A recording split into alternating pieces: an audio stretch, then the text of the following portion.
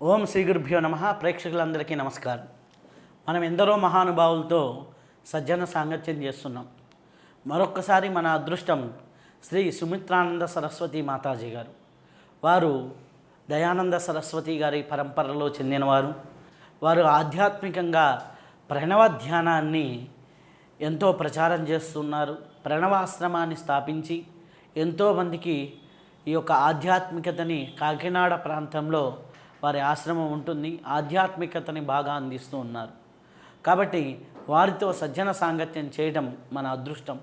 వారు ఎన్నో విషయాలు సమాజానికి పనికొచ్చేవి, అలాగే ఆధ్యాత్మికంగా ఉన్నతి సాధించడానికి కృషి చేయడానికి వారి జ్ఞానం ఎంతగానో ఉపయోగపడుతుంది.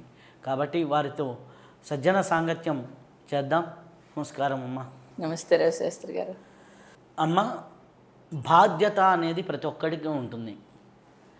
ఆధ్యాత్మికత అనేది బాధ్యత నుంచి తప్పుకొని సన్యాసం తీసుకోవడమా, బాధ్యతని పెంచుకోవడమా? ఆధ్యాత్మికత పేరుతో బాధ్యతను తప్పించుకొని వాళ్ళు ఇప్పుడు చాలామంది ఉన్నారు. అంటే నేను చూస్తున్నప్పుడు ఎట్లా ఉంటుంది అంటే, ఇక్కడ బాధలు భరాయించలేక తప్పించుకొని ఏదో కాశీ వెళ్ళిపోదామనో, ఇది ఒత్తిడిని తట్టుకోలేక వెళ్ళిపోవటమో ఇలా చేస్తూ ఉంటాను. సో బాధ్యతల్ని నిర్వర్తిస్తూ ఆధ్యాత్మికత ఆచరించాలా, లేకపోతే బాధ్యతల నుంచి వైరాగ్యం వచ్చిందని వెళ్ళిపోవాలా? బాధ్యతల్ని ఇటు సంసారాన్ని ఆధ్యాత్మికతని ఎలా బ్యాలెన్స్ చేయాలి? లేకపోతే ఈ బ్యాలెన్స్ నుంచి దూకేయడానికి ఆధ్యాత్మికత ఉందా? బ్యాలెన్స్ చేసుకోవడానికి ఆధ్యాత్మికత ఉందా? బ్యాలెన్స్లో ఆనందంగా ఉండడానికి ఆధ్యాత్మికత ఉందా? అసలుకి ఇవన్నీ కాదు, అసలు జీవితమే లేదు అని తప్పించుకొని ధ్యానం చేసుకోవడానికి ఆధ్యాత్మికత దేనికోసం ఉంది? బాధ్యతకి ఆధ్యాత్మికతకి పొంతనే. ఆధ్యాత్మికత అంటే జ్ఞానము. ఏ జ్ఞానము అన్నప్పుడు పాత్ర పోషణ జ్ఞానం. అయితే మీరు బ్రహ్మచారిగా ఉన్నప్పుడు ఆధ్యాత్మికతలోకి, అంటే చిన్నప్పటి నుంచి మీరు ఆధ్యాత్మికతలోకి వస్తే కనుక అక్కడ ఎటువంటి బంధం లేకుండా బయటికి రావడము ఆధ్యాత్మికతలో ఒక స్టెప్పు. ఎప్పుడైతే మీరు గృహస్థుగా ఉన్నారో, గృహస్థుగా వచ్చి పిల్లలు బాధ్యతలు ఉన్నప్పుడు మాత్రము తప్పించుకుని ఆధ్యాత్మికలో ఏదో నేను చేస్తున్నాను అనడం కరెక్ట్ కాదు. నిజంగా మీరు సత్యం వైపు మాత్రమే తీవ్రమైన అన్వేషణ ఉండి నిజంగా మీరు ఆ సత్యం వైపు జర్నీ చేస్తుంటే ఈశ్వరుడు ఆ బంధాల నుంచి మీకు అనేక రకాలుగా విడుదల అనేది వస్తుంది. కానీ చాలా వరకు చాలామంది ఏం చేస్తారంటే కన్ఫ్యూజ్లో ఉండిపోతారు. మేము ఆధ్యాత్మికతలో ఉన్నాము, అర్జెంటుగా ఇవన్నీ వదిలేయాలా అని. మేము కూడా గృహస్థగా ఉన్నప్పుడు ఈ నలుగుడు అయితే అందరికీ ఉంటుంది, ఎవరికైనా ఉంటుంది. కానీ తెలుసుకోవాల్సిన విషయం ఏంటంటే, బాధ్యత చేస్తూ మన బుద్ధిలో బలంగా బంధం ఉంటుంది. ఆ బంధాన్ని వదిలించుకోవడానికి ఆధ్యాత్మికత అవసరం. బాధ్యత చేస్తూ తప్పనిసరిగా బాధ్యత చేయాలి. కానీ బంధం ఏమిటనంటే, అనేక రకాల కోరికలతో మనం ఉంటాం. భార్య భర్త నేను చెప్పినట్టే వినాలి, లేకపోతే ఇలాగే ఉండాలి, లేకపోతే పిల్లలు ఇలాగే ఉండాలి, లేకపోతే డిజైన్ ఇలాగే ఉండాలి అనేవి బోల్డ్ ఉంటాయి. అవన్నీ పెట్టుకుని నేను విసిగిపోకుండా ఉండడానికి ఆధ్యాత్మికత ఏమవుతుందని అంటే, మీకు ఒక అవేర్నెస్ తీసుకొస్తుంది. బంధ విమోచనం అంటాము. ఆ బంధ విమోచనం కలుగుతుంది. అయితే చాలా వరకు చాలామంది ఒక కన్ఫ్యూజ్లో ఉంటారు. ఆ కన్ఫ్యూజ్ ఏంటంటే, తట్టుకోలేక ప్రారంధం కానీ ఒత్తిడి కానీ తట్టుకోలేక పారిపోవాలనుకుంటారు. ఆ పారిపోవడానికి ఆధ్యాత్మికత ఈజీగా అనిపిస్తుంది వాళ్ళకి. కానీ మీరు ఎక్కడికి వెళ్ళినా, ఎంత దూరం పారిపోయినా, బాధ్యత వదిలేసి ఎంత దూరం పారిపోయినా, మీ ఆలోచన అనేది మీ వెంట వస్తుందా రాదా? అది ఇంట్లో ఉండే ఆధ్యాత్మికతలో అది తొలగించుకుంటే కనుక మీరు బాధ్యత చేస్తూ బంధ విమోచనంతో ఆధ్యాత్మికతలో ఎదుగుతారు ఎవరైనా సరే. ఇంట్లో వాళ్ళు ఒప్పుకుని, మీరు అన్నట్టు సన్యాసం అయితే కనుక ఒప్పుకోవాలి. అది గృహస్థు కాకపోతే కనుక తల్లిదండ్రులు ఒప్పుకోవాలి, గురువులు ఒప్పుకోవాలి. గృహస్థ అయితే కనుక భర్త భార్య ఎవరు తీసుకుంటున్నారో వాళ్ళ ఫ్యామిలీ అంతా ఒప్పుకోవాలి. వాళ్ళు ఒప్పుకోనప్పుడు కష్టం. నిజంగా ఒప్పుకుంటే కనుక ఒప్పించుకునే తీసుకోవాలి. వాళ్ళ సంతకం చేయకుండా ఎవరు సన్యాసం కూడా ఇవ్వరు. వాళ్ళంతటా వాళ్ళు ఏదో బట్టలు వేసుకుంటే అది మనం చెప్పలేం. కానీ ఎక్కడైనా ఒక గురు పరంపరకి మీరు వెళ్ళాలి అని అంటే వాళ్ళు అడుగుతారు ఫస్ట్, నువ్వు గృహస్థగా ఉన్నావా అని అడుగుతారు. అడిగితే వెనకాల వాళ్ళ సంతకం తీసుకుని అందరి ఒప్పందంతో ఆ గురువులు మాట్లాడి అయిన తర్వాతే సన్యాసం ఇస్తారు. చాలామంది ఒక అపోహ ఉంది, అర్జెంటుగా ఇది వదిలేసి నేను సన్యాసం తీసుకోవాలి అని. పిల్లలు లేకపోతే భార్య లేకపోతే భర్త మాట వినకపోయినా లేకపోతే ఇబ్బంది పెట్టినా ఎందుకు వచ్చింది, మనం స్పిరిచువల్లో ఎలాగూ వెళ్తున్నాం కదా, ఆ వెళ్ళేదేదో మనం ఇలా వెళ్ళిపోదాం, ఎప్పటికైనా వీళ్ళని వదలాలి, అదేదో ముందుగా వదిలేద్దాము అని అనుకుంటారు. అది తప్పు, అది తప్పు. సో ఇది నేను కూడా చేశాను. నేను కూడా పారిపోయి శ్రీశైలం వెళ్ళి అక్కడ మళ్ళీ యోగులు మహాత్ములు ఈ వివరణ నాకు ఇచ్చి మళ్ళీ బ్యాక్ పంపించి పలానా టైంలో కానీ నీకు విడుదల అవ్వదంటే అప్పుడు నేను నమ్మలేదు. కానీ నిజం అది. ఆ తర్వాత తెలిసింది అది నిజమని. మన అనుభవంతో తెలుస్తుంది ఏదైనా సరే. కాబట్టి ప్రతి గృహస్థు స్పిరిచువల్లో ఎదగడం అని అంటే వాళ్ళ ప్రారంధాన్ని ఏదైతే ఉందో అది సులువు చేసుకోవడం, ఈజీ చేసుకోవడానికి ఆధ్యాత్మికత చాలా బాగా ఉపయోగపడుతుంది. అలాగే అక్కడే ఉంటూ బంధం పెరగకుండా ఉండడానికి ఆధ్యాత్మికత ఉపయోగపడుతుంది. కానీ పారిపోవడం తప్పించుకోవడం చేస్తే మళ్ళీ రెట్టింపు ప్రారంధం వచ్చి మళ్ళీ జన్మలోనైనా సరే ఇంక ఎక్కువ చేయాల్సి ఉంటుంది. అయితే అమ్మ, ఒక వ్యక్తి ఆధ్యాత్మికతలోకి వచ్చాడు. ఆధ్యాత్మికతలోకి వచ్చిన తర్వాత అతని జ్ఞాన పరిధి పెరుగుతుంది. నిన్నటి వరకు మాట్లాడిన అక్కయ్య కావచ్చు, అన్నయ్య కావచ్చు, తల్లి కావచ్చు, దగ్గర బంధువులు కావచ్చు, వాళ్ళ ఫ్రీక్వెన్సీ అనేది చాలా అద్భుతంగా అనిపిస్తుంది. అబ్బా, నా అక్క ఎంత బాగా చెప్పిందిరా, నా అన్న ఎంత బాగా చెప్పారా అనేది అప్పటి వరకు ఇన్స్పిరేషన్గా ఉంటాయి. ఒక 2 ఏళ్ళ సాధన తర్వాత ఇతని ఫ్రీక్వెన్సీ అనేది ఆటోమేటిక్గా హై లెవెల్కి వెళ్తుంది. వాళ్ళు అదే స్థితిలో ఉంటారు. అప్పుడు మనకే అనిపిస్తూ ఉంటుంది, ఒరే బాబు, ఇంత పిచ్చి వాళ్ళతోనా మనం కలిసి బతికాము అనేసి. సో ఈ ఫ్రీక్వెన్సీ పెరిగిన తర్వాత వాళ్ళని పట్టుకోలేము, అలాగని వదులుకోలేము. ఎందుకంటే సాధనలో వీళ్ళకి ఒక సాధన స్థితి వచ్చిన తర్వాత వాళ్ళు లోగా మాట్లాడుతున్నారు, వాళ్ళు చాలా కుంచిత భావంతో మాట్లాడుతున్నారు, చాలా అరిషడ్ వర్గాల్లో పడి మాట్లాడుతున్నారు. ఈ చిన్న విషయాన్ని వదిలేస్తే ప్రాబ్లమే లేదు కదా అనేది ఈ వ్యక్తికి అర్థమవుతుంది. వీళ్ళకేమో అర్థం కాదు. వీళ్ళేమో ఏమని చూస్తుంటారు, నా తమ్ముడు నా వాడు అని కమాండింగ్లో చూస్తుంటాడు. ఇతని ఆలోచన పరిధి పెరిగిందని గుర్తించలేరు వాళ్ళు. సో అప్పుడు ఏం చేయాలి, ఇతను ఎలా వాళ్ళతో డీల్ చేయాలి, వదులుకోలేరు, వదిలించుకోలేరు, కలిసి ఉండలేరు. ఇలాంటిది చాలా మంచి రెమెడీ ఏంటంటే, మనం ఆధ్యాత్మికతలోకి వచ్చామని ఫస్ట్ మనకేమనిపిస్తుంది అంటే ఒక హుషారు ఉంటుంది మనస్సులో. మనకు తెలుసున్న విషయం మన ఇంట్లో వాళ్ళే కదా, మన రక్త సంబంధీకులు, మనం మారాం కాబట్టి వాళ్ళు కూడా అర్జెంటుగా మారిపోవాలని మనకు ఒక యాంగ్జైటీ ఉంటుంది.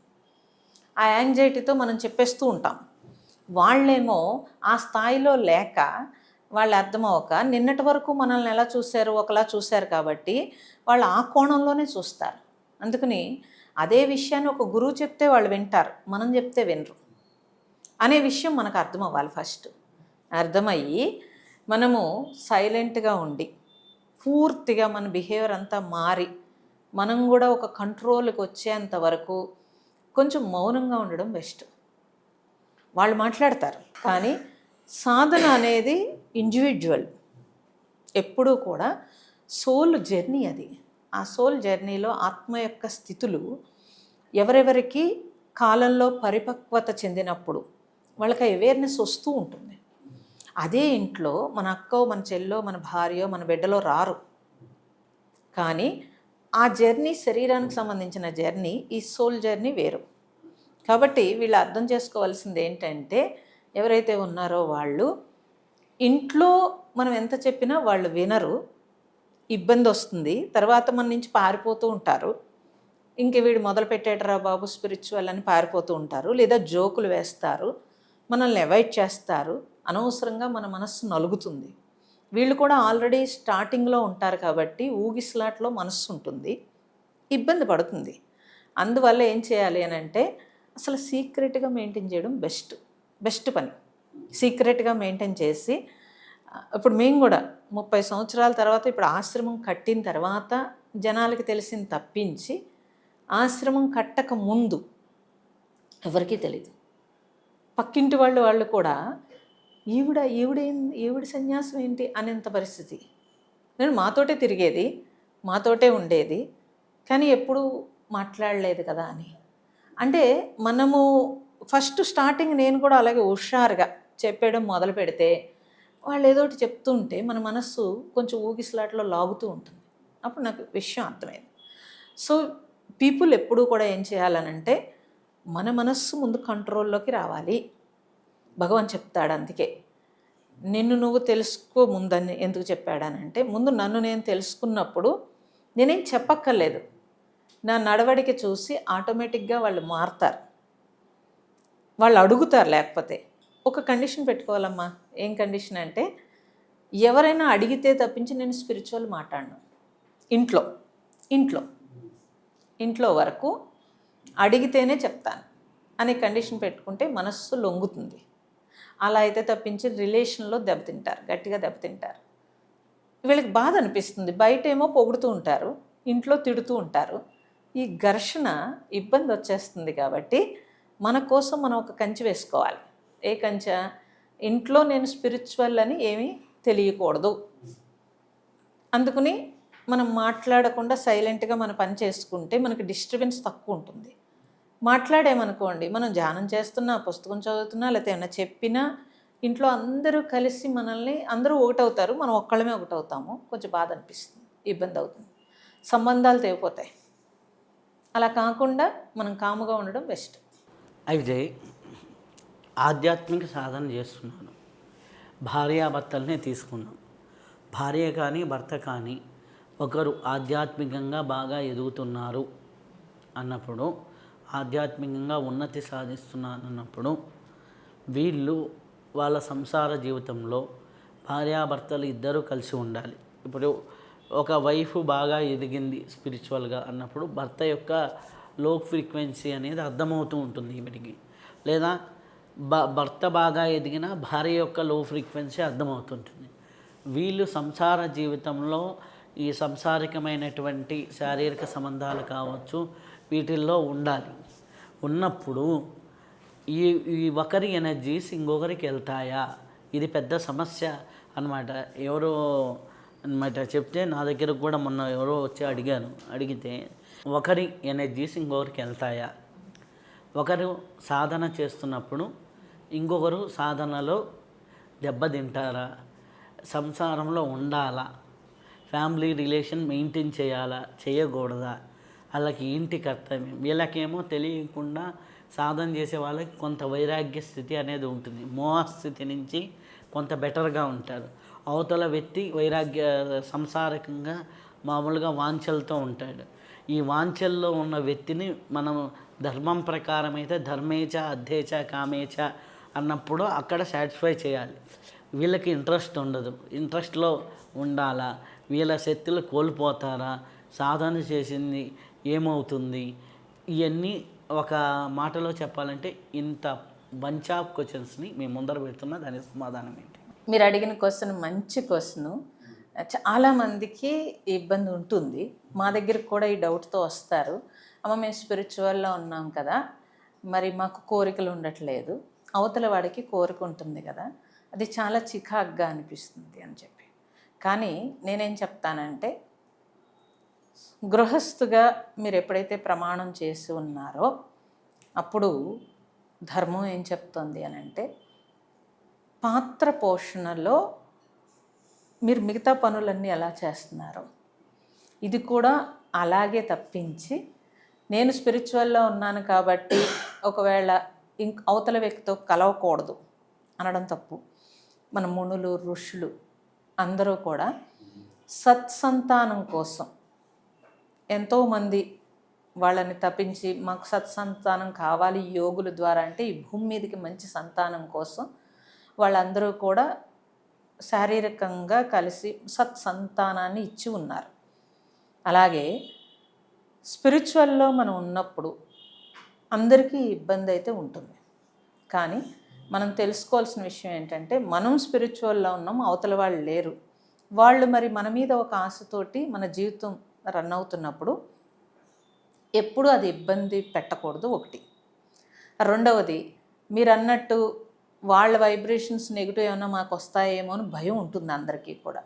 మీరు నిజంగా పాజిటివ్లోకి వెళ్ళిపోతే మీ నుంచి పాజిటివ్ వెళ్తుంది కానీ నెగిటివ్ మనకు అంటుకోదు. మన నుంచే ఒక పాజిటివ్ వెళ్తుంది తప్పించి ఆ స్థితి మనం సంపాదించుకోవాలి అని తెలియాలి తప్పించి ఇంట్లో ఉండే మనుషులు, ఇంట్లో వాళ్ళందరి వైపు మనకు అలవాటు అయిపోతుంది. ఫస్ట్ ఆఫ్ ఆల్ మనకు అలవాటు అయిపోతుంది. మీరు బయటికి వెళ్ళినప్పుడు కొత్తగా ఏదన్నా తప్పించి ఇంటి వాతావరణంలో భర్త, బిడ్డలు అందరూ ఏదైతే ఉందో ఆ వైబ్ ఎప్పుడు మనకి ఏం హాని చేయదు అస్సలు. కాబట్టి అది గుర్తుపెట్టుకోవాలి.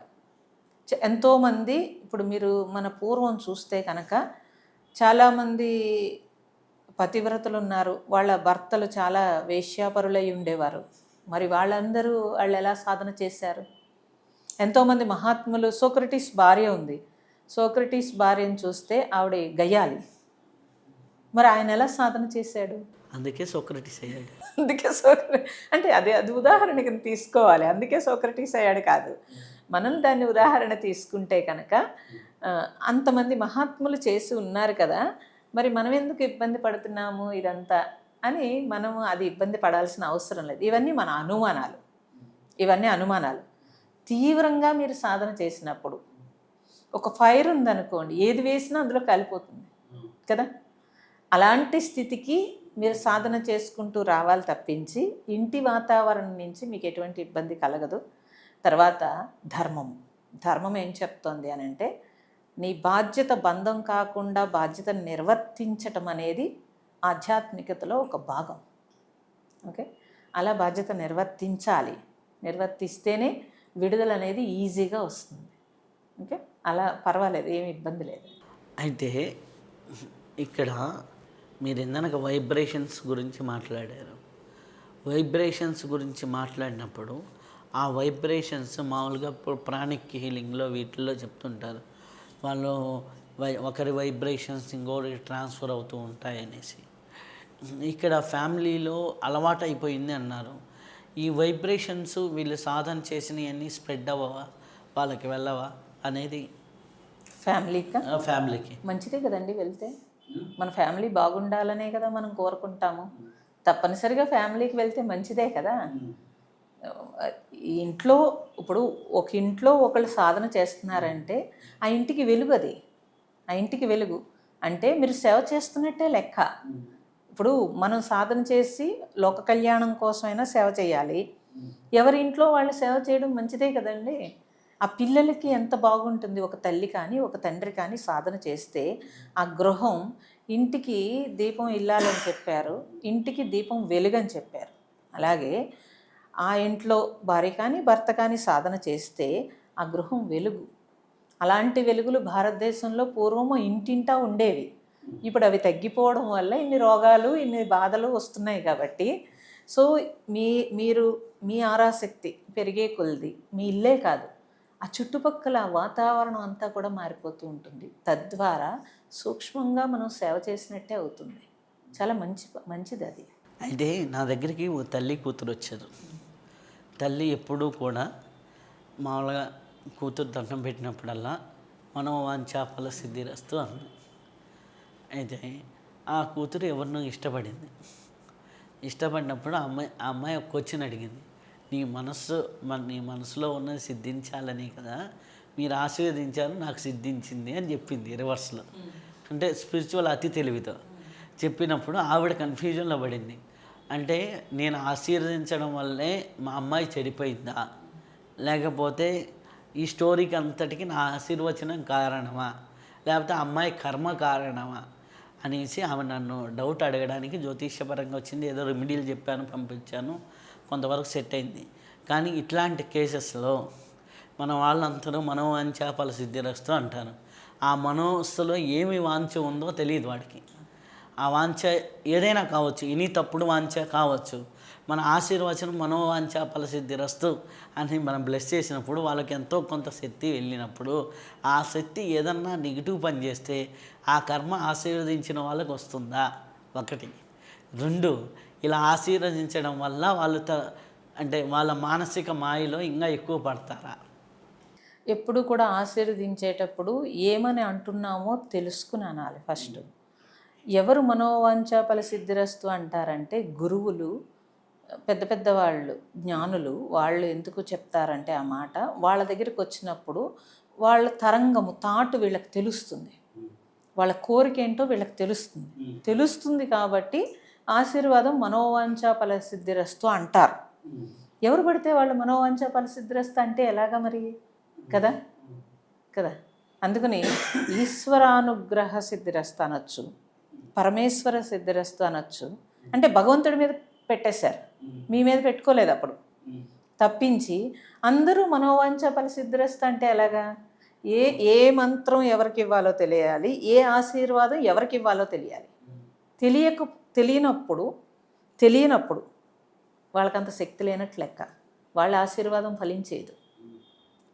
తెలిస్తే అంతటి సంకల్పం, అంతటి అంటే అవతలవాడు వస్తున్నప్పుడు వాళ్ళ భావజాలం మనకు తాకిందనుకోండి, తాకుతుంది అంటే అంతటి శక్తి ఉందని అర్థం.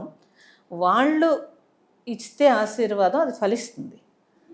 మనం అన్నంత మాత్రాన ఫలించేవి కూడా. అందుకని ఇంక మరి భయం ఉంటుంది కాబట్టి ఈశ్వర అనుగ్రహం అన్నప్పుడు భగవంతుడు కదా వాళ్ళని చూసుకుంటాడు, ఇది బెస్ట్ పని. ఓకే, అందుకని ఏమీ భయపడక్కర్లేదు. ఆవిడ అన్నంత మాత్రాన సిద్ధించదు. వాళ్ళ ప్రారంధము, పెళ్ళిళ్ళు స్వర్గంలో జరిగిపోతాయి. ఇక్కడ ఊరికే మనం అనుకుంటాం అంతే. అందుకే 10 సంబంధాలు చూసి ఎక్కడో చోట ఆగుతాం కదా. లేదా ఒకసారి మళ్ళీ ఫస్ట్కి వచ్చి ఆ ముందు అబ్బాయికే చేస్తాం, అమ్మాయికో ముందు అబ్బాయికో ముందు చూసిన సంబంధమే మళ్ళీ చేస్తాం. కాబట్టి ముందే నిర్ణయించబడి ఉంటాయి అవన్నీ. ఆవిడ ఆశీర్వాదం అని అనుకోకూడదు, అలా అనుకోకూడదు. అంటే ఆవిడ వర్షన్ ఏంటంటే, ఆమె లలితా సహస్రనామం రోజుకు 3-4 సార్లు చేస్తుంది. ఆమె ఏంటంటే, నా బిడ్డ సుఖంగా ఉండాలి, మా బిడ్డ అనుకున్న ఎన్ని నెరవేరాలి అంటే తల్లిగా అనమాట. అనగానే ఈ అమ్మాయి ఏం బ్లాక్మెయిల్లోకి దిగిందంటే, నువ్వు అలా అనుకోబట్టే నాకు ఈడు దొరికాడు అని కన్విన్స్ చేయడం, అలా తెలివిగా కన్విన్స్ చేశారు అంతే. తప్పించి అయిందని ఎలా చెప్తాం మనం, అది కరెక్ట్గా ఉండదు కదా. తెలివిగా కన్విన్స్ చేశారు. అందుకని రోజు గమనించేస్తారు కాబట్టి ఇంట్లో మనం ఏమి మాట్లాడతామో, మనం ఏమి ఆలోచిస్తామో వాళ్ళకి అర్థమైపోతుంది. అందుకని ప్రతి తల్లిదండ్రులు పిల్లలకు దొరికేస్తారు. చాలా జాగ్రత్తగా ఉండాలి. ఇంకోటమ్మా, మామూలుగా ఇందనక అడిగిన ప్రశ్నే దాన్ని ఇంకొక కోణంలో అడుగుతున్నాను.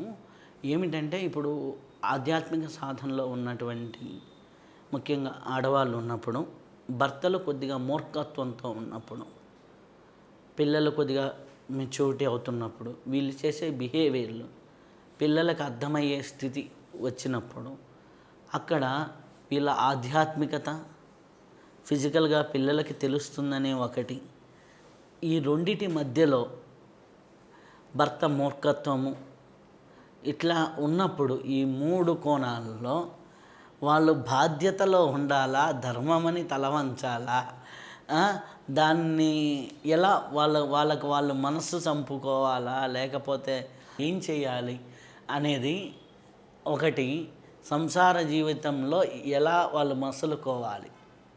ఎప్పుడు స్పిరిచువల్లో ఒక యాంగ్జైటీ ఉంటుంది. ఏం యాంగ్జైటీ అంటే, అర్జెంటుగా మేము వాళ్ళు ఏమనుకున్నారో, ధ్యానంలో ఇలా ముందుకెళ్ళిపోవాలనో, జపంలో ఇలా చేయాలనో, లేకపోతే ఎందులో ఉన్నారో అందులోనే స్పిరిచువల్లో డీప్కి వెళ్ళిపోవాలని ఉంటుంది. అయితే ఆ డీప్కి వెళ్ళిపోయే దాంట్లో ఇటు ఫ్యామిలీ దగ్గర మనకి చికాకు అనిపిస్తుంది. ఎవరికైనా ఆ ప్రాబ్లం ఉంటుంది, కాదంటలేదు. కానీ మీరు ఎప్పుడు వెయిట్ చేయాల్సి ఉంటుంది. ఎలా వెయిట్ చేయాలంటే, మీరు చిన్నప్పటి నుంచి రాలేదు, ఇప్పుడు ఒక అవేర్నెస్ వచ్చింది, మీకు వచ్చారు. అప్పటికి మన చుట్టూ ఉండే పరిస్థితి ఏమిటి, మన స్థితి ఏమిటి, ఈ రెండింటిని బ్యాలెన్స్ చేయాలని తెలియాలి ఫస్ట్. మన చుట్టూ ఉండే పరిస్థితుల్లో పిల్లలు చిన్నవాళ్ళు, లేదా 10th ఇంటర్మీడియట్ మంచి పీక్ స్టేజ్లో ఉంటారు. అటువంటి పీక్ స్టేజ్లోనే మనం కూడా పీక్ స్టేజ్లో ఉంటాం. అది బ్యాలెన్స్ చేసుకోవడం చాలా కష్టం అవుతుంది. అందుకే గురువు, మంచి గురువు అంటే, గురువు అంటే మళ్ళీ ఎప్పుడూ కూడా ఆ గురువు తల్లిలా మనల్ని నడపాలి. అలా ఒక సద్గురువుని తీసుకోవాలి, లేదా ఆ జ్ఞానం, ఆ అవేర్నెస్ను ముందు తీసుకోవాలి. తీసుకోకుండా డీప్ ధ్యానాలకు వెళ్ళిపోతామని గంటల గంటలు కూర్చోవడం చేస్తే ఈలోగా పిల్లలు రకరకాలుగా ఇబ్బంది పడుతూ ఉంటారు. ఆ బ్యాలెన్స్ చేసుకోవడానికి ఫస్ట్ మనం ప్రిపేర్ అవ్వాల్సి ఉంటుంది. ఆ ప్రిపేర్ అయితే కనుక ఇంట్లో ఘర్షణ లేకుండా ఉంటుంది. ఫస్ట్ స్పిరిచువల్లో ఇంట్లో ఘర్షణ వల్ల మీ మానసికంగా మీకు ఒత్తిడి ఎక్కువవుతుంది. కాబట్టి ఇంట్లో ఘర్షణ లేకుండా చూసుకోవాలనంటే ప్రతి సిచ్యువేషన్ని మీరు స్పిరిచువల్లో ఉన్నారు కాబట్టి కరెక్ట్గా హ్యాండిల్ చేయటానికి మనకు ఓపిక ఉండాలి.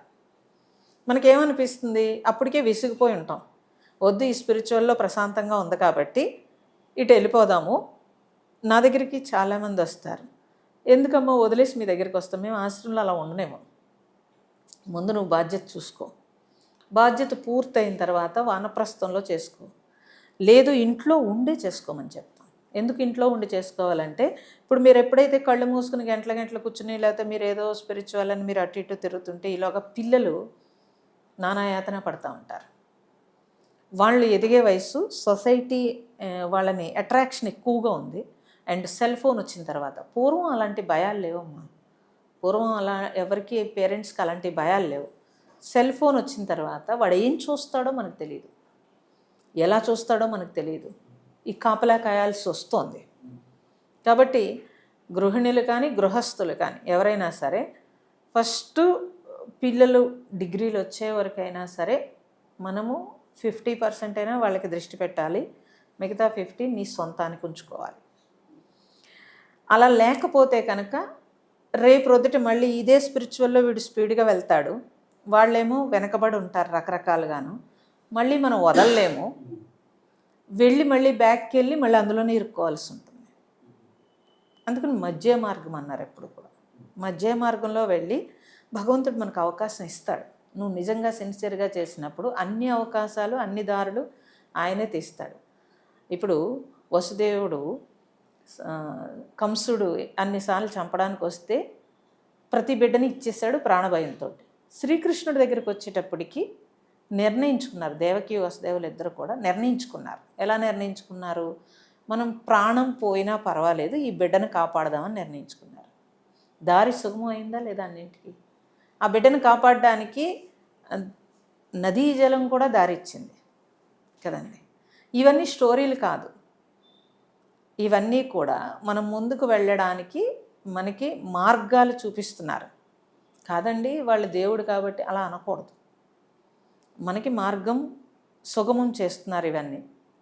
కాబట్టి ఫస్ట్ స్పిరిచువల్లో కావాల్సింది సహనము, ముందు సహనము, తర్వాత ఇంట్లో వాళ్ళందరూ సహకరిస్తే మీకు స్పిరిచువల్ జరగదు.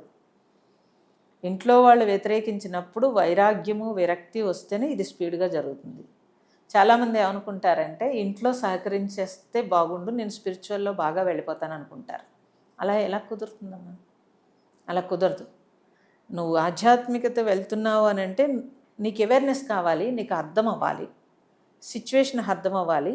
సిచ్యువేషన్ హ్యాండిల్ చేయటం కోసమే ఆధ్యాత్మికత, హ్యాండిల్ చేయటానికి నీకు సహకరిస్తుంది, అలాగే మనల్ని శుద్ధి చేయడానికి సహకరిస్తుంది. అది తెలుసుకో, ఆ జ్ఞానం కావాలి ముందు, ఉంటే సరిపోదు. ఇంకొకటమ్మా విచిత్రమైన సంఘటన ఒకటి, అంటే నా దగ్గరికి ఈ జాతకాల కోసమని వచ్చిన ఒక క్లయింట్స్ అనుకోవడంగా నేను చాలా ఒక రకంగా మంచిగా ఫీల్ అయ్యాను, ఒక రకంగా వాళ్ళకి ఏం సమాధానం చెప్పాలో కూడా ఒక్కోసారి సందిగ్ధంలో పడిన ప్రశ్న. వాళ్ళిద్దరూ పిల్లలు మంచిగా చదువుకున్నారు, ఒక ఆధ్యాత్మిక స్కూల్లో, సత్యసాయి స్కూల్లో చదువుకున్నారు. అయితే వాళ్ళ పేరెంట్స్ స్టోరీ చెప్పారు. వాళ్ళిద్దరూ సెంట్రల్ గవర్నమెంట్స్ ఎంప్లాయీస్. మదర్ ఒక రాష్ట్రంలో, ఫాదర్ ఒక రాష్ట్రంలో పనిచేయటం, వాళ్ళకి అక్కడక్కడ వాళ్ళ ప్రదేశాల్లో వాళ్ళకి రిలేషన్స్ ఏర్పడటం. వీళ్ళని మటుకు వాళ్ళ తాతగారు వల్ల వీళ్ళు వచ్చి స్కూల్లో చదివారు, మంచిగా అయిపోయారు, ఇంటర్మీడియట్, డిగ్రీ అయిపోయి బీటెక్ అయిపోయింది. ఇప్పుడు వీళ్ళేంటి, తల్లి ఒకరితో రిలేషను, తండ్రి ఒకరితో రిలేషను, వీళ్ళిద్దరు ఎప్పుడు కొట్టుకుంటుంటారు. మా తల్లిదండ్రులను ఎట్లా సంస్కరించాలి అని ఇద్దరు బిడ్డలు అంటే 23-24 ఏళ్ళు ఉన్నటువంటి బిడ్డలు వచ్చి అడిగితే వాళ్ళకి ఏం సమాధానం చెప్పాలి, వాళ్ళకి నాకు ఏం చెప్పాలి అంటే వాళ్ళ జాతకాలు చూశాను, రెమెడీలు చెప్పని ఎవరికైనా కొన్ని ఉంటాయి చెప్పడం అది వేరు. కానీ మేము బిడ్డలుగా మా అమ్మని మా నాన్నని ఎట్లా సంస్కరించి పద్ధతిలో కూర్చోబెట్టాలి అని ఒక 23 ఇయర్స్ అమ్మాయి 24 ఇయర్స్ అబ్బాయి అడిగితే మనం ఏం చెప్పాలి, ఎలా తల్లిదండ్రులను సంస్కరించవచ్చు అని చెప్పాలో నాకైతే అర్థం కాలేదు. మీరైతే ఏం చెప్తారు? భారతదేశంలో ఈ సంస్కృతి లేదు ఒకప్పుడు. కానీ ఎప్పుడైతే మనం బ్రిటిష్ వాళ్ళ నుంచి సంస్కృతి తీసుకున్నామో మానవత్వం వల్ల రాక్షసత్వంలోకి పశుత్వంలోకి వెళుతుంది. అలా పశుత్వంలోకి వెళ్ళినప్పుడు ఆ కుటుంబం అంతా చిన్నాభిన్నం అవడం అనేది జరుగుతుంది. ఇది బాధాకరమైన విషయం. అందుకే ఇప్పుడు మాలాంటి వాళ్ళము లేకపోతే మహాత్ములు అందరూ కూడా బయటికి వచ్చి ఈ ఈ సంస్కృతి తర్వాత గన్ కల్చర్లు, దొంగతనాలు ఇవి పెరుగుతున్నాయనంటే పాపభీతి తగ్గిపోయింది. పాపభీతి ఎప్పుడైతే తగ్గిపోతుందో ఇవన్నీ ఎక్కువ ప్రబలుతున్నాయి సొసైటీలో. దానివల్ల పెద్దలు కాదు, నెక్స్ట్ జనరేషన్ సఫర్ అవుతుంది. పిల్లలే బాగా సఫర్ అవుతున్నారు. పూర్వం తల్లిదండ్రులు నువ్వు ఇది చదువుకో అది చదువుకో అని పిల్లల్ని హింసించేవారేమో, ఇప్పుడు తల్లిదండ్రులే పిల్లల్ని హింసిస్తున్నారు. నువ్వు బాగా సంపాదించు, లేకపోతే వాళ్ళెవరో ఏం చేసినా మాకు అనవసరం, నువ్వు బాగా పేరు తెచ్చుకో, బాగా సంపాదించి అనే విషయం వచ్చేటప్పటికి పిల్లలు చాలా ఇబ్బంది వస్తుంది. ఇదైతే నిజం. కానీ ఆ తల్లిదండ్రులు అలాగ మారరు ఇప్పుడు. ఎందుకంటే ఇంకొక రిలేషన్లోకి వెళ్ళిపోయాక అది పశుత్వం కాబట్టి అది అంత ఈజీ కాదు. కాబట్టి నా సలహా అయితే ఏం చెప్తానంటే ఆ పిల్లల్ని ఆ తల్లిదండ్రులు కూర్చోబెట్టో లేకపోతే ఇద్దరిని కూర్చోబెట్టో గట్టిగా చెప్పో ఏదైనా చేసి మార్చగలిగితే మార్చడం, మార్చలేకపోతే కనుక ఇంకా తల్లిదండ్రులు వదిలేయడమే కరెక్ట్ అనుకుంటాను. ఎందుకంటే పశువు లక్షణము ఎవరూ మార్చలేరు, అంత ఈజీ కాదు. మీరు గమనిస్తే తెలుస్తుంది. ఆ పశువుని మీరు కొట్టి తిట్టి చేసిన అప్పటికి మారినట్టు ఉంటుంది, మళ్ళీ మామూలు అయిపోతూ ఉంటుంది. కాబట్టి వాళ్ళ భవిష్యత్తు వీళ్ళతో ముడిపడి ఇబ్బంది పడే కంటే పిల్లలు వాళ్ళకి ఎక్కువ భవిష్యత్తు ఉంది. పిల్లలకి వీళ్ళకి జరిగిపోయిన భవిష్యత్తు ఇదంతా కూడా. కాబట్టి వీళ్ళ కోసమని వాళ్ళ మానసికంగా నలిగిపోయి సఫర్ అవ్వడం కంటే లాస్ట్ ప్రయత్నంగా గట్టిగా ఇదిగో మేము ఇలా అయితే మీతో కలిసి ఉంటాం, ఇంకా ఇక్కడతో క్లోజ్. ఎట్లా కలిసే లేరు, వీళ్ళేమో హాస్టల్లో పడి ఉన్నారు, వాళ్ళు ఎక్కడో ఆ మాత్రమైనా మాట్లాడుకొని మార్చాలనుకుంటున్నారు కదా. మరి లాస్ట్ ప్రయత్నంగా చేసి అక్కడితో క్లోజ్ చేసేయడం నా సలహా అయితే అంతే. ఇంకంతకంటే మనం ఆలోచించలేము, అంతకంటే చెప్పలేము కూడా. ఎందుకనంటే పిల్లల భవిష్యత్తు పాడవుతుంది. అంటే కొన్ని ప్రశ్నలు అలా గుండెల్లో ఉండిపోతాయి. ఆ ప్రశ్న అంటే నేను ఈరోజు వ్యక్తపరుస్తున్నాను అంటే బయట తల్లిదండ్రులు చాలా దుర్మార్గంగా ఉన్నారు, అది అయితే నిజము. ఎందుకంటే ఇల్లీగల్ రిలేషన్ అనేది చాలా ఎక్కువగా ఉంది. ఇక్కడ ఇద్దరూ కనపడుతున్నారు కానీ ఎవరో ఒకళ్ళైనా ఉంటున్నాయి. ఉన్నప్పుడు ఆ సఫరింగ్ ప్రతి కుటుంబంలోనూ వస్తుంది. అది ఆ తల్లిదండ్రులు బాధ్యతారహితము అనేది ఎంత పాపం వాళ్ళకి తెలియక ఇదంతా జరుగుతుంది. అది ఎంత పాపం అంటే ఎన్ని జన్మలు ఎత్తినా కూడా వాళ్ళు ఆ పాపం తుడపలేరు, అనుభవించాల్సి ఉంటుంది. కర్మ ఎప్పుడు కూడానమ్మా చేసినప్పుడు తెలియదు, అది అనుభవించినప్పుడు తెలుస్తుంది. అది అనుభవించినప్పుడు నాకెందుకు ఈ కష్టం వచ్చింది అనుకుంటాడు. కానీ పూర్వజన్మ కృతం పాపం పుణ్యం రెండు ఉన్నాయి కాబట్టి పూర్వజన్మ కృతం వచ్చిందని అనుకోడు. అంటే ఇవన్నీ కూడా ఈరోజు టెంపరీ కోరికలో టెంపరీ దాంతో పెట్టుకున్నవన్నీ కూడా జన్మలు పడతాయి. ఎందుకంటే ఈ పిల్లలు ఎప్పుడైతే అలా నలుగుతూ ఉన్నారో, ఏడుస్తూ ఉన్నారో, ఆ సఫరింగ్ అంతా వాళ్ళకి పాపం కిందే మారుతుంది. కాబట్టి ఈ పిల్లలు కూడా వాళ్ళ భవిష్యత్తు బాగుండాలని అంటే వీళ్ళిద్దరిని వదిలేసి, వాళ్ళిద్దరూ ఆల్రెడీ హాస్టల్లో ఉన్నారు, సుఖంగా వాళ్ళు చదువుకుని మంచి భవిష్యత్తు, వాళ్ళు అలాంటి పనులు చేయకుండా, ఎందుకంటే జీన్స్లో ఇవన్నీ పశు లక్షణాలు వస్తాయి కాబట్టి అలాంటి పనులు చేయకుండా ఆ అవేర్నెస్తో నెక్స్ట్ మంచి జీవితం గడిపితే బాగుంటుంది అనిపిస్తుంది. వివేకానందుడు చెప్తాడు, ఎవరైతే సఫర్ అయ్యారో అలాంటి సఫరింగ్ ఇంకొకళ్ళకి ఇవ్వకపోవడం చాలా బుద్ధిమంతుల లక్షణం అంటాడు. అలా జీవిస్తేనే మంచిది. అయితే అమ్మా ఇంకొక కోణము జీవితంలో ఈ రోజుల్లో మ్యారేజెస్ అనేది ఎలా అయిపోతున్నాయంటే మ్యారేజ్ అవుతున్నాయి, పెళ్లి ఫోటోలు కూడా కడిగిచ్చే లోపలే విడాకులు అవుతున్నాయి. ఈ పరిస్థితులు తలెత్తింది. సో ఇక్కడ ఒక తల్లి కూతురు ముహూర్తానికి వచ్చినప్పుడు ఆమెతో నేను మాట్లాడుతున్నప్పుడు నాకు తెలిసిన విషయం ఏంటి అంటే, అమ్మ ఇది సరిగ్గా పొంతన లేదు, ఎందుకు మీరు చేయటము, కొన్ని ఇబ్బందులు ఎదుర్కోవాల్సి వస్తుంది అమ్మాయి, ఇది అవసరం లేదు కదా అంటే, ఆ అమ్మాయి వాళ్ళ తల్లి చెప్పిన మాట, అబ్బాయి కోటీశ్వరులు అండి, ఒకవేళ విడాకులైనా మంచి బరణం వస్తుంది. అర్థమైంది. అంటే ఆమె పెళ్ళి ఎంగేజ్మెంట్ కంటే ముందర అబ్బాయి వల్ల మంచి కోటీశ్వరులు, భరణం వస్తుంది. ఇది ఫస్ట్ పాయింట్. కానీ ఆవిడ మీద నాకున్న ఒపీనియన్ ఆ డైలాగ్తో చేంజ్ అయింది. ఎందుకు అంటే ఆవిడ నిత్యము లలితా సహస్రనామం పారాయణ చేస్తారు, నిత్యము అంటే ఆధ్యాత్మికంగా కొంత జనాల్లో పేరు ఉంది. వాళ్ళ కూతురు విషయంలో ఈ థాట్ ప్రాసెస్లో ఉన్నారు. దీన్ని ఎలా అర్థం చేసుకోవాలి? వాళ్ళకి స్పిరిచువల్ మెచ్యూరిటీ పెరిగిందనాలా, లేకపోతే స్పిరిచువాలిటీని వాడుకుంటున్నారా, ఈ జీవితం మాయలో కొట్టుకుంటున్నారా, ఇన్ని రోజులు చేసిన సాధన ఏమైంది, ఆ సాధన ఎందుకు వంట పట్టలేదు? రోజు వందల మందిలో పారాయణలు చేస్తుంటారు, పారాయణలు చేసేది కూడా నాకు తెలుసు, కానీ ఏమవుతుంది అనేది ఈ ప్రశ్నకి ఏం సమాధానం చెప్పాలి? వాళ్ళు అడిగారు, మొత్తం పెట్టాల్సి వచ్చింది, పెట్టాను. కానీ ఇది మనకి లోపల ఉండుతుంది కదమ్మా, దానికి ఏమనాలి అంటే ఎవరో మామూలుగా రోడ్ సైడ్ వ్యక్తో లేకపోతే ఒక బయట వ్యక్తో కాదు, స్పిరిచువల్గా పేరుతో ఉన్నవాళ్ళు ఇలా చేస్తుంటే ఎలా? ఇవాళ రేపు స్పిరిచువల్ అంటే కనుక అది భౌతికంలో నేము, డబ్బు చేసుకునే ఒక క్వాలిటీ అంతే. ఈ రెండింటి కోసమే అన్నట్టుగా అయిపోయిందండి. నిజమైన వాళ్ళు ఉన్నారు, నేను కాదని నేను చెప్పట్లేదు. కానీ ఒకవేళ ఎవరైనా కూడా సాధన చేసి కూడా ఈ రెండు పెరిగేటప్పటికి పడిపోతూ ఉంటారు. ఆ పడిపోవడానికి కారణం కూడా ఇవాళ రేపు సోషల్ మీడియాయే కారణం.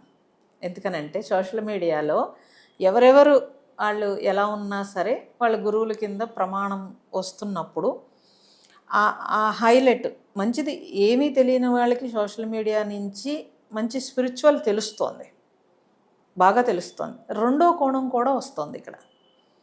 అప్పుడు ఏమవుతుంది అని అంటే నిజంగా సాధన మాకు కూడా ఆశ్చర్యం వేస్తుంది చాలామందిని చూసినప్పుడు.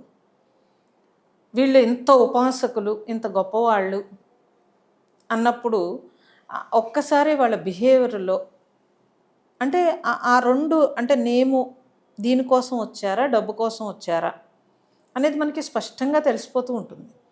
బయట పేరున్నంత మాత్రాన ఈ గుణాలు పోవు కదండి. అదంత ఈజీ కాదు. భగవాన్ చెప్పినట్టు ఎవరికి వాళ్ళని ఉద్ధరించుకుంటూ వాళ్ళని సరిచేసుకుంటూ నిత్యం వాళ్ళు పరిశీలించుకుంటూ ఉంటే తప్పించి కొంచెం స్పిరిచువల్లోకి వచ్చేటప్పటికి జనాలు పాపం వాళ్ళకి తెలియదు కాబట్టి మనకంటే వీళ్ళు ఉన్నతమైన వాళ్ళు అని చెప్పి వాళ్ళని హైలైట్ చేస్తున్నారు. చేసేటప్పటికి ఇమీడియట్లీ పక్కకి వచ్చారు. ఇప్పుడు మా దగ్గర మీరు చూశారు, అంతకుముందు మామూలుగా డిప్రెషన్కి వస్తే తర్వాత స్పిరిచువల్ డిప్రెషన్ వచ్చింది. నేను అది మీతో చాలా చర్చించాను కూడా. ఈ స్పిరిచువల్ డిప్రెషన్ ఎక్కడి నుంచి వస్తుందో నాకు తెలియదు. అప్పుడు మీరు చెప్పిన విషయాలే బయట సొసైటీ నాకు తెలియక. ఇప్పుడు మేము ఆడవాళ్ళని చూస్తున్నాం బోళంత మందిని. గురువులను నమ్మి వెళ్ళి మోసపోయిన వాళ్ళు, లేకపోతే గురువుల దగ్గర అనేక రకంగా మోసపోయిన వాళ్ళు, వీళ్ళందరూ కూడా ఏం చెప్పుకోలేక బయటికి తెలియక, ఎందుకంటే ఇంట్లో చాలా ఇబ్బంది అవుతుంది, బలవంతంగా వెళ్తారు. సో మళ్ళీ అవన్నీ చూసి షాక్ తిని డిప్రెషన్ వచ్చిన వాళ్ళని కూడా ఈరోజు నేను చాలామందిని చూస్తున్నాను. ఇది బాధాకరమైన విషయం. మాకు కూడా ఆ బాధతోటే బయటికి రావాల్సి వస్తుంది. సో స్పిరిచువల్ అనేటప్పటికీ అన్నింట్లో డబ్బు ఎలా దూరేసిందో, భార్యాభర్తల సంబంధంలోనూ మనీ వచ్చేసింది, సో తల్లి పిల్లల సంబంధంలో మనీ వచ్చేసింది, గురువులు శిష్యుల మధ్యలోకి మనీ దూరింది, అన్నింట్లోకి మనీ వచ్చేసింది. ఎప్పుడైతే ఈ మనీ ఇలా రావడం మొదలుపెట్టిందో అక్కడి నుంచి ఈ మార్పు అనేది చాలా స్పీడ్గా వచ్చేసింది. ఎక్కడో కొద్దిమంది నిజాయితీగా ఉన్నా కూడా పీపుల్ నమ్మలేని పరిస్థితికి అయిపోతుంది. ఎందుకని అంటే ఇలాంటి కొద్దిమంది వల్ల పీపుల్ కూడా నిజంగా స్పిరిచువల్ నమ్మలేని పరిస్థితికి వచ్చేసింది.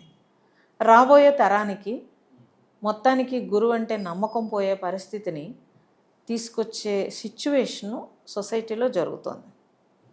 కాబట్టి నా రిక్వెస్ట్గా ఏంటి అంటే మీరు కూడా కొంత చూసుకుని మీడియాలోకి తీసుకోవడం బెస్ట్ అనిపిస్తుంది నాకైతే. సమస్య ఏంది అంటే ఇప్పుడు మనము ఒకరిని ఇంటర్వ్యూ చేసేటప్పుడు మనం ఆ గంట చూడగలుగుతాం, లేదా ఆ 2 గంటలో, లేకపోతే ఆ గంట మనం ఆశ్రమానికి వెళ్ళినప్పుడు ఎలా ఉంటున్నారో చూడగలుగుతాం, లేకపోతే గమనించగలుగుతాం. కానీ వాళ్ళు 24 అవర్స్ ఎలా ఉంటున్నారు అనేది చూడలేము. సొసైటీ మీద కాన్సెప్ట్ ఉన్న వాళ్ళు తక్కువ ఉంటారు. మీలా సొసైటీని బాగు చేయాలనుకున్న వాళ్ళు చాలా తక్కువ మంది ఉంటారు కదా. మీరు మొదలుపెట్టిందే సొసైటీలో బాగు చేయాలి మనం అనే కదా మొదలుపెట్టారు. ఇప్పుడు నన్ను బయటికి లాక్కొచ్చింది కూడా అలాగే లాక్కొచ్చారు కదా. అప్పుడు సొసైటీని అంటే సొసైటీకి కొన్ని హాని జరుగుతున్నాయి అన్నప్పుడు మన బాధ్యత కూడా ఉంటుంది. అంటే అదే చేస్తూ వస్తున్నాం. అందుకని చేసిన వాళ్ళకి చాలామంది యూట్యూబ్లో కామెంట్ పెడతారు, మీకు కొత్త వాళ్ళు దొరకలేదా, కొత్త గురువులు దొరకలేదా, కొత్తగా ఇంటర్వ్యూ చేయొచ్చు కదా, కొత్త వాళ్ళతో చేయొచ్చు కదా. అంటే ఇప్పుడు ఆల్మోస్ట్ ఆల్ ఏపీ తెలంగాణ మొత్తం మనం జల్లెడ పట్టేసాం చాలా వరకు. అంటే మనం చేయని వాళ్ళు కొంతమంది ఉన్నారు. లేదు, మీరు రియల్గా కొంతమందిని చూడండి, ముందంతా యోగుల్ని మహాత్ముల్ని చేసి ఉన్నారు. అంతవరకు అసలు ఎవరికి తెలియనిదంతా కాన్సెప్ట్ బయటకు తీసుకుని వచ్చి ఉన్నారు కదా. సో అలా ఫిల్టర్ చేస్తారని ఇప్పుడు ఆ చనువు లేకపోతే మీకు చెప్పగలిగే స్థితి అవన్నీ కూడా మీ నిజాయితీని బట్టి మేము కూడా చెప్పగలుగుతాం తప్పించి లేకపోతే చెప్పలేం కదమ్మా. అందుకని కొంతవరకు పీపుల్కి ఆ కన్ఫ్యూజ్ లేకుండా వీలైనంత వరకు క్లారిటీ అంతే కదా. నిజం ఎప్పుడు నిదానంగా తెలుస్తుంది తప్పించి, కానీ ఈలోగా అనేక రకాల చుట్టుముట్టినా కూడా నిలబడటం కొంచెం కష్టమే ఉంటుంది. కానీ ఇప్పుడు ఎట్లా ఉంది అంటే ఒకటి మంచి కాన్సెప్ట్ చేసిన దాంట్లో తమ్మైలు అట్రాక్టివ్గా పెట్టరు. ఇప్పుడు మీరున్న తమ్మైల్ని నేను ఇట్లా పెడితే పెట్టొద్దని అంటారు. మీ మాట మీద గౌరవంతో నేను మార్చేస్తా. కానీ వేరే ఛానల్ అలా చేయవు. అంటే తాత్కాలికంగా అలా పెట్టినా మళ్ళీ 2వసారి అప్లోడ్ అని 3వసారి అప్లోడ్ అని ఏదో చేసేసినప్పుడు అవి మనము కంట్రోల్. ఇప్పుడు నేనైనా వేరే ఛానల్కి ఇంటర్వ్యూస్ ఇస్తున్నప్పుడు కంట్రోల్ చేయలేకపోతున్నాం అసలుకి. అందుకే ఇవ్వట్లేదు మేము కూడా ఇంటర్వ్యూలు భయమేసి క్వాలిటీ ఉన్న వాళ్ళ దగ్గర తప్పించి ఇవ్వలేము. ఇచ్చినా కానీ అది ఎక్కడికి వెళ్తుంది అనేది అర్థం కావటం లేదు. ఒకటి. రెండోది స్పిరిచువల్ కంటెంట్ పేరుతో కొత్త పేర్లతో ఈ టెక్నాలజీ ఆ టెక్నాలజీ అనే పేరుతో అనేసి ఏదేదో చెప్పేస్తున్నాను. ఆ చెప్పేసినప్పుడు ఇదన్నీ కూడా మనం ఆలోచించాలి అనేది ఒక క్వశ్చన్. అంటే కొత్త అడ్వాన్స్డ్ టెక్నాలజీ అంటారు. నాకు అనిపిస్తుంది అడ్వాన్స్డ్ టెక్నాలజీ కృష్ణుడికి రాముడికి తెలియని అడ్వాన్స్డ్ టెక్నాలజీ ఈరోజు వీళ్ళు చెబుతారా అనేది నాకున్నది అన్నమాట. సో ఇలాంటి అంటే వాళ్ళు చెప్పిన ప్రాక్టీసెస్లోని ఏదో యోగ సూక్ష్మాన్ని తీసుకొని న్యూ ఏజ్ స్పిరిచువాలిటీ లాగా ఇప్పుడు ప్రచారాలు చేస్తున్నారు. కానీ ఎక్కడికి వెళ్తున్నాం అనేది నాకు కూడా కన్ఫ్యూజన్. అంటే ఒక్కోసారి నేను కూడా ఆగుతుంటాను అనమాట. జనాలు ఏంది మీరు నెక్స్ట్ వీక్ కొత్తది పెట్టచ్చు కదా, అంటే జనాలకి ఏంటంటే కాన్సెప్ట్ అవసరం లేదమ్మా, కథలు అవసరం కావాలి. కథలతోనో టైంపాస్ డైలాగులతోనో చెప్పినప్పుడు అప్పుడు ఆ ఇంటర్వ్యూస్ని అని చూసేస్తారు. రియల్ ఇంటర్వ్యూస్ని ఎవడు షేర్ కూడా చేయరు. అంటే ఇప్పుడు ఎందుకు మన ఇంటర్వ్యూలో మీకు అన్ని ఇంటర్వ్యూలు 20,000 వచ్చింది. రమణ మహర్షి మీద చేసిన ఇంటర్వ్యూ మీరే చెప్పారు అది సూపర్ ఉంది, అన్ని ఇంటర్వ్యూలు వేస్ట్. అది ఎంతమంది చూసారు? వాడికి 5,000 6,000 చూశారు. సో అలానే ఉంటుంది డిఫరెంట్. ఆ కాన్సెప్ట్ని కూడా అంటే నాకు అర్థమైంది ఏంటంటే ఇన్ని ఇంటర్వ్యూల తర్వాత పిహెచ్డి చేసేవాళ్ళు కొంతమంది ఉంటారు, డిగ్రీ చేసేవాళ్ళు చాలామంది ఉంటారు, స్కూల్కి వెళ్ళే వాళ్ళు చాలామంది ఉంటారు. సో ఇక్కడి నుంచి ఎట్లాగైతే డ్రాప్ అవుట్స్ అవుతారో హై కాన్సెప్ట్ డిస్కస్ చేసినప్పుడు జనాలు కూడా హై కాన్సెప్ట్ అర్థమయ్యే వాళ్ళ చేతుల్లోకి వెళ్తుంది అని నాకు అర్థమైంది. మీరు డిస్కస్ చేశారు కాబట్టి స్పిరిచువల్ యాంగ్జైటీ అనేసి ఇందాక మనం అనుకున్నాం కదా, భార్యాభర్తల సంబంధం అనే కాన్సెప్ట్లో ఎనర్జీస్ ఎలాగైతే మారతాయి అనేది ఎట్లాగైతే ఒక నమ్మకంలాగా వచ్చిందో, చాలామంది ఇప్పుడు స్పిరిచువల్గా ఉన్నవాళ్ళు స్పిరిచువల్గా హైగా ఉన్న వ్యక్తితో సంబంధం పెట్టుకుంటే శారీరకంగా మేమేదో వాళ్ళు 12 ఏళ్ళు 20 ఏళ్ళు సాధన చేశారు, 20 ఏళ్ళ సాధనని మేమేదో 20 నిమిషాల్లో పైకి వెళ్ళిపోతాము అన్నంత ఇదిగా ఒక రకమైన రాంగ్ ట్రాక్ ప్రచారం జరుగుతుంది. నిజంగా అలా జరుగుతుందా? జరగదు, ఎట్టి పరిస్థితిలో జరగదు. చివరికి వీళ్ళు సైకలాజికల్గా ఇటు ఫ్యామిలీకి అటు ఇదికి కాకుండా మధ్యలో స్ట్రక్ అవుతున్నారు. దీనిపైన మీ ఆన్సర్ ఏంటి? ఎట్టి పరిస్థితిలో జరగదండి. ఎందుకంటే స్పిరిచువల్ ఎప్పుడు ఇండివిజువల్. అవతల వ్యక్తి నుంచి వాళ్ళు చాలా జ్ఞానులైతే, లేకపోతే యోగ విద్యలు, కొన్ని రకాలైన యోగ విద్యలు ఉన్నవి, అవి వాళ్ళు దుర్వినియోగం కూడా చెయ్యరు. నెక్స్ట్ జనరేషన్కి అందించాలి మన విద్యలు అన్నప్పుడు ఆ శిష్యులు తయారు చేసి వాళ్ళకి అందిస్తారు గురువు తప్పించి. ఈ టైప్ ఆఫ్ ఎప్పుడైతే మీరు శారీరక సంబంధాల్లో ఇవన్నీ కుదరవు. శారీరక సంబంధాలు పెట్టేసుకుని ఆ స్పిరిచువల్లో వాళ్ళతో అయితే కనుక ఇలా బాగుంటుంది అలా బాగుంటుంది అన్నది కూడా చాలా పెద్ద పొరపాటు.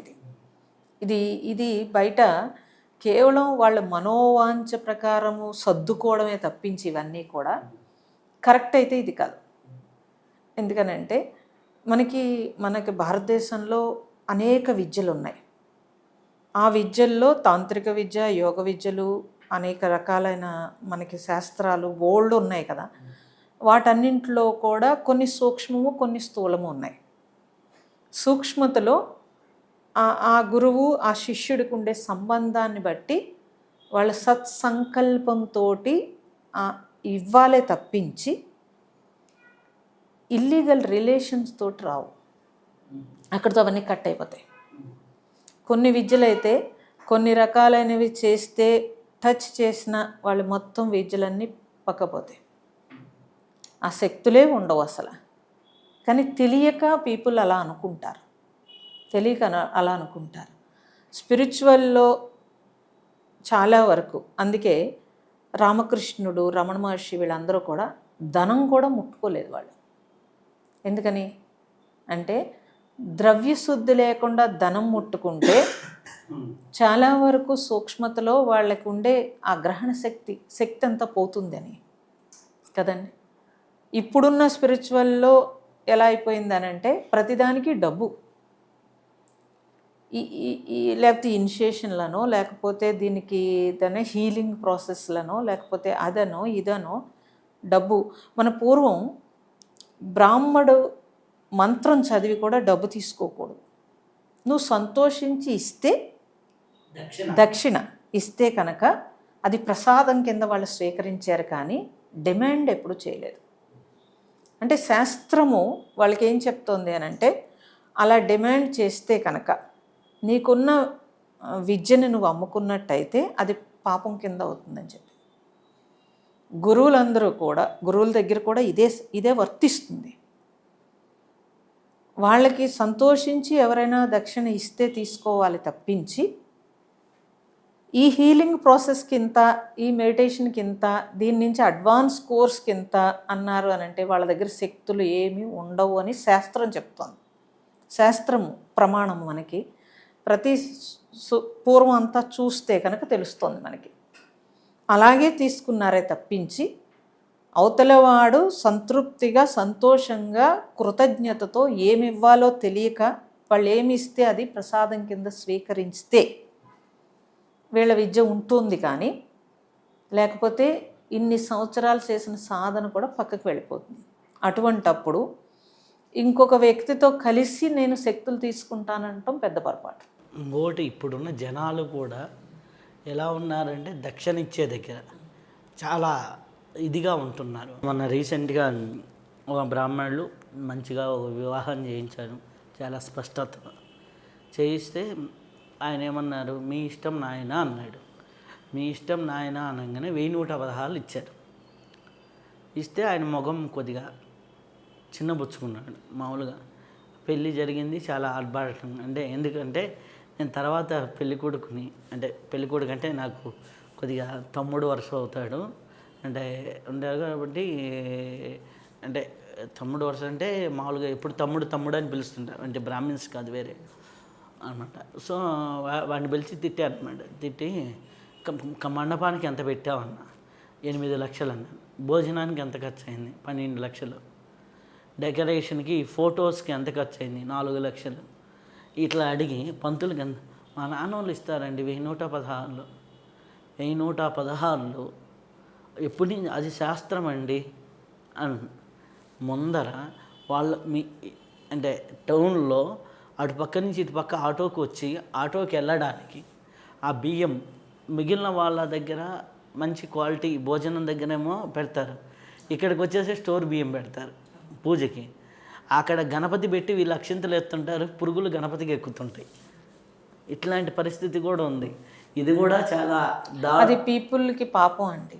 ఎందుకంటే చేయించు నిజాయితీగా చేసిన బ్రాహ్మడికి మనము సంతృప్తిగా ఇవ్వకపోతే కనుక అతని ఆశీర్వాదం వీళ్ళకేం ఫలించదు. ఓకే, ప్రజలు అలాగే ఉంటారు.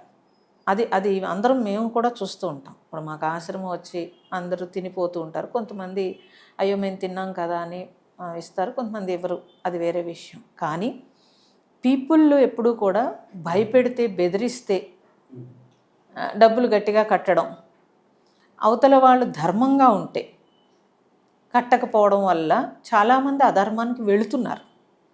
అది అది ప్రజల్లో కూడా ఆ అవేర్నెస్ రావాలి. ఎవరైతే నిజాయితీగా ఉంటున్నారో వాళ్ళకి మనం సహకరిస్తే నిజాయితీ అయిన వాళ్ళు ఇంకా పెరుగుతారు.